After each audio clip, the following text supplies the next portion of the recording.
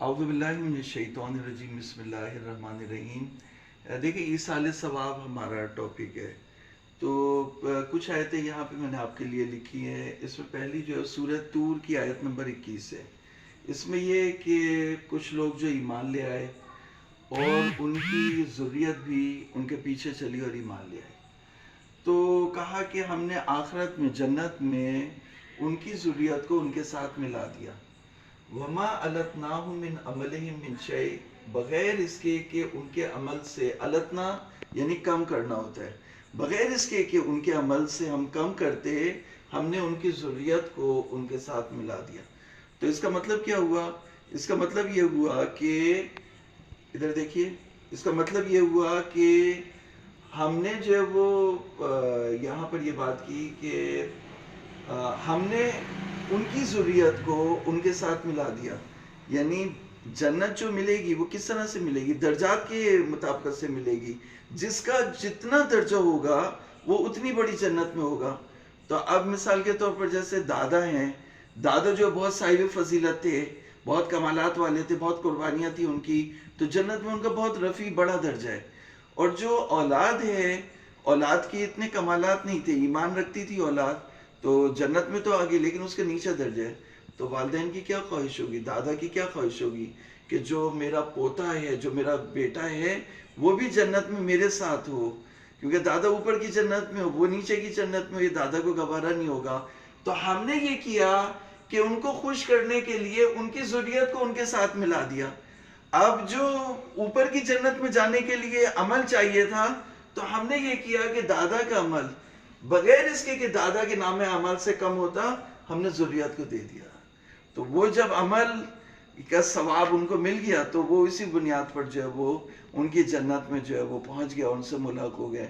تو جب دادا کا عمل اولاد کو پہنچ سکتا ہے اور اولاد کو جنت میں لے کے جا سکتا ہے، تو پوتے کا عمل، پوتا یہاں صدقہ کرے گا، پوتا یہاں خیرات کرے گا، پوتا یہاں مجلس کرائے گا، تو اس کی نیکی جو ہے وہ دادا کو بھی پہنچ سکتی ہے۔ یہ دیکھیں یہاں پہ جو یہ بات ہے کہ لِكُلٍّ دَرَجَاتٌ مِّمَّا عَمِلُوا، ہر ایک کے لیے درجے جو وہ عمل کرے۔ تو اگر یہی تھا تو ہم نے ان کی ذریت کو ان کے ساتھ کیوں ملایا؟ ان کو خوش کرنے کے لیے ملایا نا۔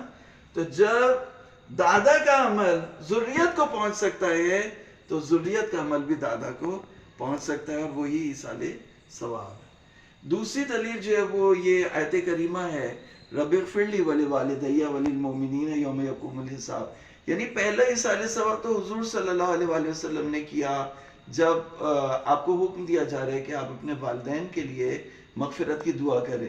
تو اگر ایصال ثواب نہیں ہے تو حضور کیوں اپنے والدین کے لیے، اگر ہر شخص نے خود ہی اپنے آپ کو بخشوانا ہے تو حضور اپنے والدین کے لیے، اور یہاں سے یہ بھی ثابت ہوتا ہے کہ حضور کے جو والدین تھے وہ مومن تھے، اس لیے کہ کافر کے لیے حضور کبھی بھی دعا نہیں کریں گے اور نہ اس کے پابند ہیں۔ پھر اہل ایمان کے لیے بھی حضور دعا کر رہے، تو اہل ایمان کے لیے دعا کرنا، تو اب جب حضور اپنے والدین کے لیے دعا کر سکتے ہیں، حضور اہل ایمان کے لیے دعا کر سکتے ہیں، تو ہم بھی ان کی تعصی کرتے ہوئے ان کے والدین کے لیے اور کے مومنین کے لیے بھی جو ہے وہ دعا کر سکتے ہیں مغفرت کی، اور اسی کو جو ہے وہ ایصال ثواب کہتے ہیں۔ اچھا، اب جیسے یہ آیت کریمہ تیسری وبالوالدین احسانا، یا برم بوالدتی، حضرت عیسیٰ ابن مریم کے بارے میں کہا، تو انسان کے لیے اللہ رب العزت نے کہا کہ وہ اپنے والدین سے نیکی کرے۔ تو جو نیکی کرنے کا حکم ہے والدین سے، تو یہ حضور تو اس پہ عمل ہی نہیں کر سکتے، کیونکہ حضور تو جب اس دنیا میں آئے تو آپ یتیم تھے، آپ کے والدین تو تھے ہی نہیں، تو حضور کیسے عمل کریں گے؟ حضور اسی طرح سے عمل کر سکتے ہیں کہ ان کی طرف سے صدقہ دیں، ان کی طرف سے خیرات کریں، کوئی نیک کام انجام دیں اور اس کا ثواب جو ہے وہ ان کو ہدیہ کر دیں۔ یہی حضور کی نیکی ہوگی ان کے والدین کی نسبت سے۔ اگر آپ ایصال ثواب کو نہ مانیں تو والدین سے جو نیکی کی جتنی بھی آیتیں ہیں ان میں پھر آپ کو حضور کو مائنس کرنا پڑے گا کہ حضور نے ان پہ عمل نہیں کیا، جبکہ ایسا نہیں ہے۔ حضور جو ہے ہمارے لیے سب سے پہلے آئیڈیل ہے، تو حضور نے سب سے پہلے عمل کیا ہوگا، اور وہی ایصال ثواب ہے۔ چوتھی دلیل جو ہے وہ آیت کریمہ ہے جو صحف موسیٰ اور ابراہیم میں آئی۔ 5000 سال پہلے ہم نے انسان سے یہ کہا کہ کوئی نفس کسی دوسرے کا بوجھ نہیں اٹھائے گا، نہیں گناہوں کا بوجھ. ویسے جیسے میں مثال دوں اب آپ کو، مثال کے طور پر اگر میں نے جو ہے وہ چنے کی دال زیادہ میں نے کھا لی تو میرے پیٹ میں درد ہوگا، آپ کے پیٹ میں درد نہیں ہوگا. اس کا مطلب یہ نہیں میں اپنا بوجھ میں ہی خود ہی اٹھاؤں گا، آپ اپنا بوجھ خود اٹھائیں گے.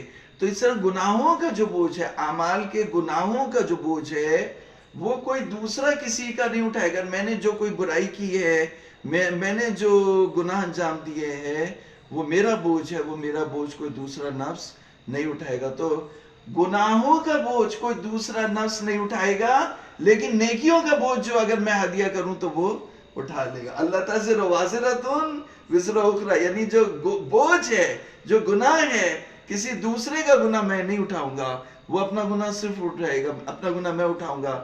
لیکن جو نیکیاں ہیں، نیکیوں میں شیئرنگ جو ہے وہ ہو سکتی ہے، میں نیکیاں اٹھا سکتا ہوں.